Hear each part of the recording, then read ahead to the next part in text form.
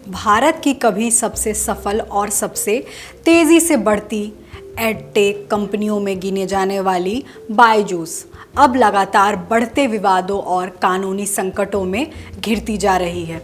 Company के संस्थापक बायजू रविंद्रन की मुश्किलें अब और बढ़ गई हैं।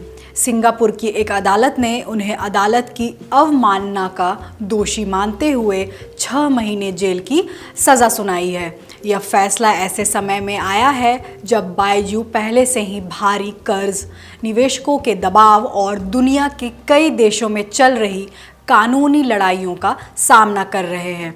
आइए पूरे मामले को समझते हैं। नमस्कार, मैं रिया दुबे और आप देख रहे हैं अमर उजाला। दरअसल पूरा मामला अदालत के आदेशों की अनदेखी और संपत्तियों से जुड़ी जानकारी छिपाने से जुड़ा है।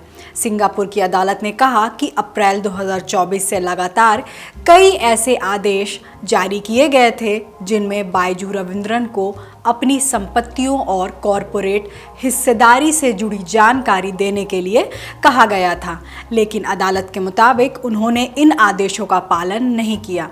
अदालत ने माना कि यह जानबूझकर की गई अवहेलना थी और इसी आधार पर उन्हें अदालत की अवमानना का दोषी ठहराया गया। सिर्फ जेल की सज़ा ही नहीं, अदालत ने उन पर आर्थिक जुर्माना भी लगाया है। आदेश के अनुसार रविंद्रन को कानूनी खर्च के रूप में 90,000 सिंगापुर डॉलर यानी करीब 70,000 अमेरिकी डॉलर का भुगतान करना होगा। इसके साथ ही अदालत ने उन्हें तुरंत संबंधित अधिकारियों के सामने आत्मसमर्पण करने का निर्देश भी दिया है। क्या है बड़ा मुद्दा? इस मामले में एक बड़ा मुद्दा उनकी कॉरपोरेट होल्डिंग्स और मालिकाना हक से जुड़ा हुआ है। अदालत ने रविंद्रन को ऐसे कानूनी दस्तावेज पेश करने का आदेश दिया है जिनसे यह साबित हो सके कि बियर इन्वेस्टको पीटीई नाम की कंपनी के वास्तविक और कानूनी मालिक वही है। यह कंपनी दूसरी संबंधित इकाइयों में शेयर रखती है और इसी वजह से यह कानूनी विवाद का अहम हिस्सा बन गई है। रिपोर्ट्स के मुताबिक इस मामले में कतर होल्डिंग्स की तरफ से मशहूर law firm due and Napier पैरवी कर रही है, जबकि बायजू इन्वेस्टमेंट्स की ओर से फर्वेंट चैम्बर्स अदालत में पक्ष रख रही है। रविंद्रन की मुश्किलें क्यों बढ़ रही? बायजू रविंद्रन की मुश्किलें केवल सिंगापुर तक सीमित नहीं हैं। अमेरिका में भी कंपनी के खिलाफ बड़ा वित्तीय विवाद चल रहा है। वहां के ऋणदाता करीब 1.2 अरब डॉलर के लोन की वसूली के लिए कानूनी लड़ाई लड़ रहे हैं। आरोप है कि कंपनी आर्थिक संकट में फंसने के बाद अपने निवेशकों और कर्जदाताओं का पैसा समय पर नहीं लौटा पाई। स्थिति इसलिए भी गंभीर मानी जा रही है क्योंकि कभी यही कंपनी भारतीय स्टार्टअप इकोसिस्टम की सबसे बड़ी सफलता की कहानी मानी जाती थी। Think and learn private limited ने ऑनलाइन एजुकेशन सेक्टर में बड़ी क्रांति लाई थी और कोविड महामारी के दौरान कंपनी की वैल्यूएशन तेज़ी से बढ़ी थी। एक समय ऐसा था जब बायजू रविंद्रन अरबपतियों की सूची में शामिल हो गए थे और उनकी कंपनी भारतीय एडटेक सेक्टर का चेहरा बन गई थी। लेकिन अब वही कंपनी आर्थिक संकट, छटनी, निवेशकों के विवाद और कानूनी मामलों में उलझी हुई है। रविंद्रन ने क्या कहा?